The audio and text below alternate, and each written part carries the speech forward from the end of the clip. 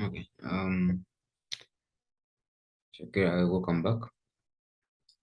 Now, I was emphasizing the issue of factors that you consider when coming up with sample size. Okay, and they're mainly they're like five. They cut across it. The first one, these ones were split, but in other notes, they first categorize them generally, then they come and split them later. Because they are similar.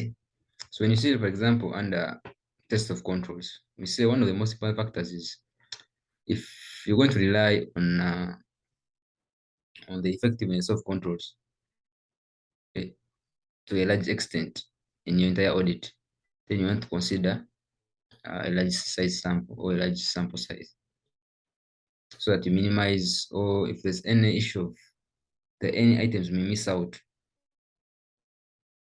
the chance of you missing out any items when you're testing controls should be minimized. That's why you increase the sample size. And the other one is if, as auditors, our tolerable rate of deviation is very low. Katalazi, what is operating effectiveness? I was reading and going through today, but I did not really understand what it meant. Okay. Operating effectiveness, ideally, would say um, effective operating controls. The controls that you're using to operate are effective.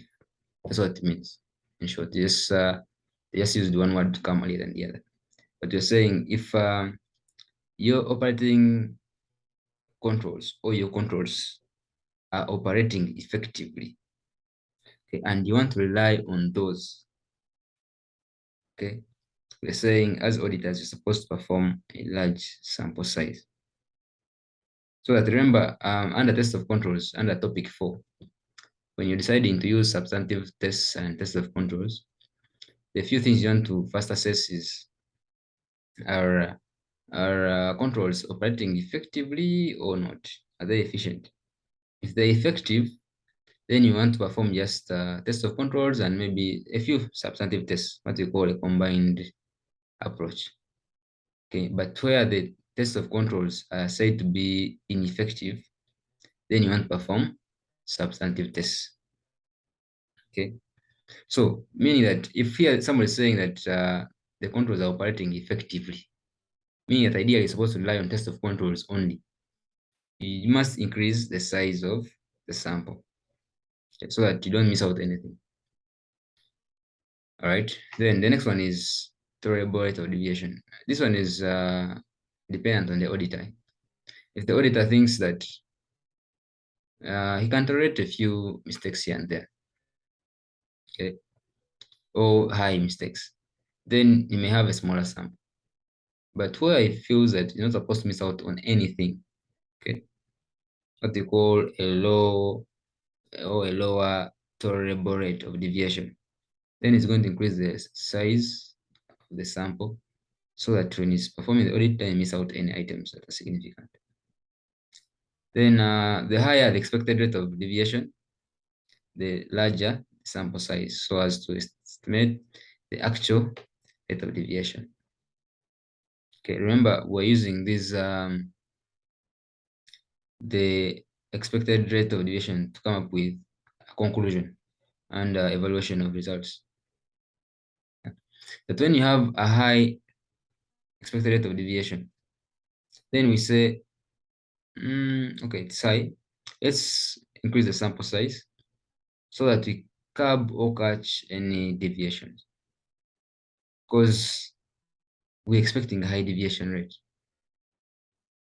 So the size should be big so that we establish any deviations that there are. After all, there are many. Okay. Then the greater the desired assurance or confidence level. Now this one is depends on the engagement or on the assurance engagement that you have. Remember, under assurance you have several engagements.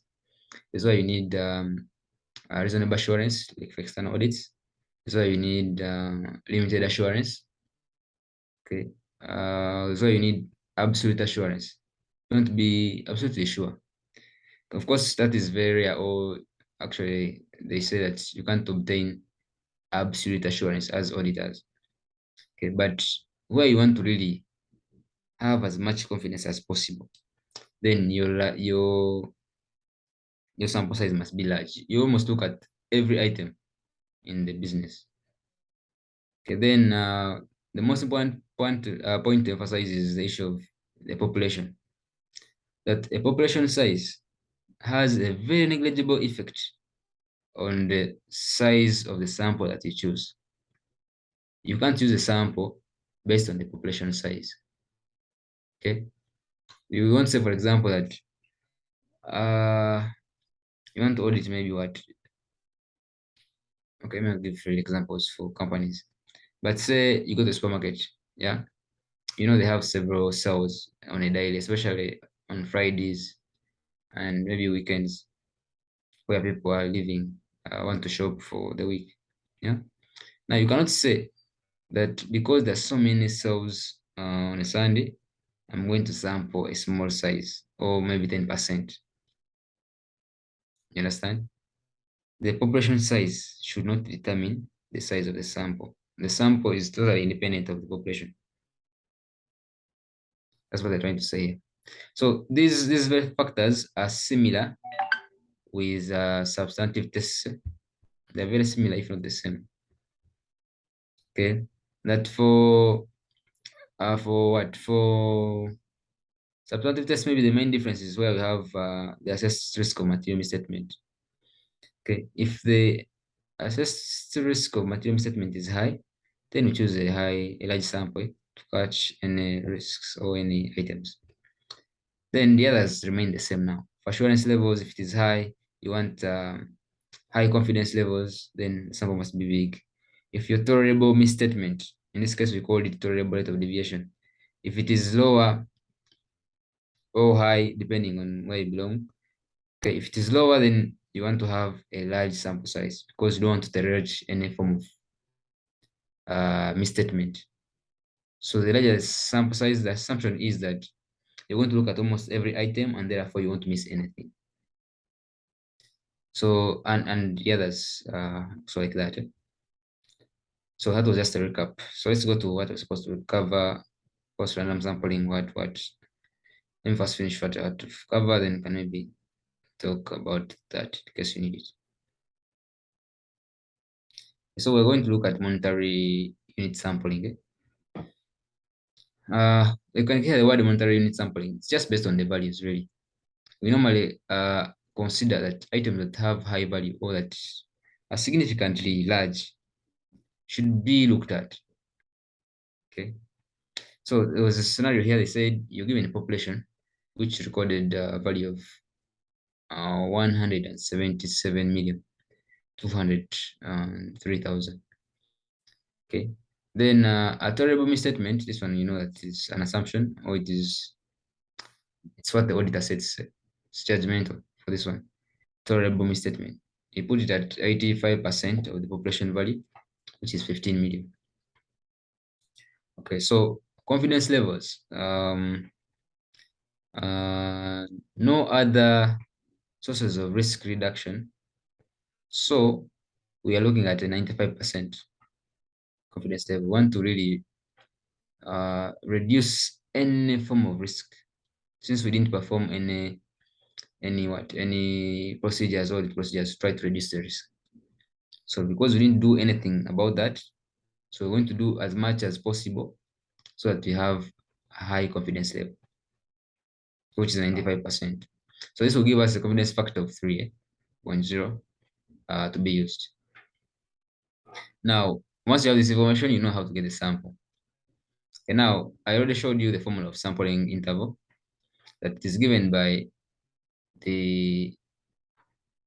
what? It's given by the what we call permanent materiality or tolerable misstatement divided by the confidence factor. I already shared this formula here. If I may just share with you again, because as we were doing this other number, I should share it here. I say that tolerable Sample interval is given by tolerable misstatement divided by confidence factor. That's what they're trying to apply here.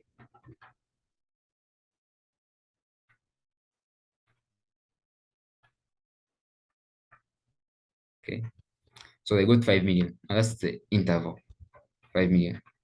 Now, for us to get the sample size, it's given by the tolerable interval, sorry, the population, okay, divided by the tolerable interval.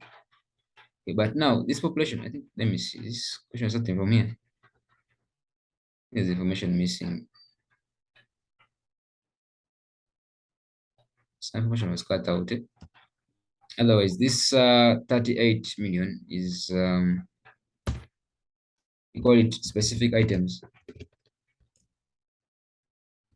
Specific items, but where?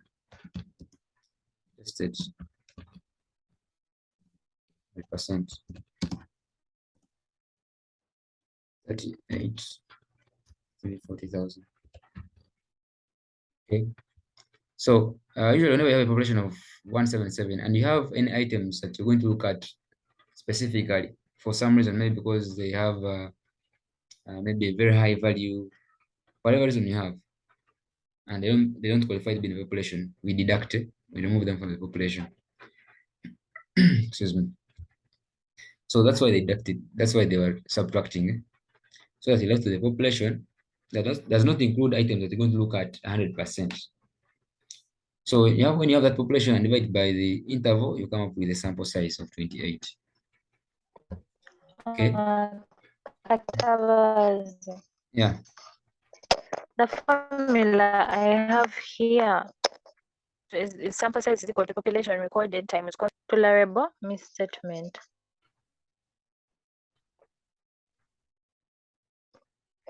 Yeah, it is, and then divide by. You have put divide by. Divide by. Yeah, divide by. Yes, and it is population size brackets. This is what I just put here. That is open brackets, population size or recorded value minus the value of items you have looked at 100%. Also, close brackets, then divide by the sampling interval. So what you have, and so what we have here also. That okay? Okay. Yeah. So that's 28. Now, how you choose the 28? Whenever you have an interval, then you have going to apply the systematic sampling, where the first item is selected randomly, and then the other items that follow in line, you just add the interval on them. So we're saying if the first shilling or the first item you choose randomly is 436,000. Okay. This item to emphasize, the first one must be, it must be between, in a range of shilling 1 to the interval. Okay. The first item you choose must be in that line. The first item falls in a range of that to that. So if we chose 436 because it's between 1 shilling and 5 million, we're saying that the next item is in balance that contains 5.436. Why? Because the next item is, you get the first item you had, and then you just add the interval. So it is 436 plus 5 million. You end up having 5.4. Then still, to choose the third item, to be this very one of 5.4, and you add 5 million. Okay, that's how you end up having the 10 million. Then like that until you finish. So we choose systematic sampling when we are doing monitoring. Yeah, so we're using sampling. systematic sampling in this regard. Yeah. Okay. Okay. So then we say that it is like that higher value items will be selected for testing. Now we have a table here which shows you how we end up choosing. Now after coming these items, all the samples, you don't now end there. You don't say now these are made up of samples. No, you draw this table here which shows if these were your customers, making up the 1.3, or is the population.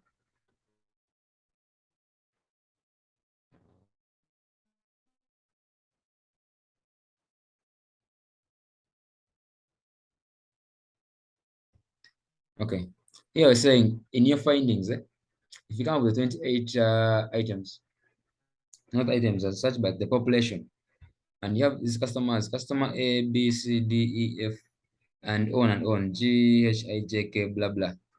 And then you have these values of theirs, and in the total, they end up giving you 138,868,000. Now, this table here, by the way, it shows items or customers that qualified for sampling. Okay, they qualified for sampling. They qualified for the population from which we shall choose the sample. How do I mean by that? If you come to this formula of ours, this 177, it was the total population, but we deducted 38, which we're looking at directly, or 100%. The difference gives you the portion that is remaining to be sampled. And when you subtract, you find that you have this as the answer. The 138,800. Okay. So now this is our population that is remaining to be sampled. Okay, so what we do is we have what we call accumulated totals, where you get this plus 0, give you this 4,720. Then this plus the 3.5 to give you the 8. Then 8 plus 1.8 to give you the 10. Like that, like that. You get the cumulative column. And then you bring your sampling interval that you got. The other items you got, the first one was 436,000.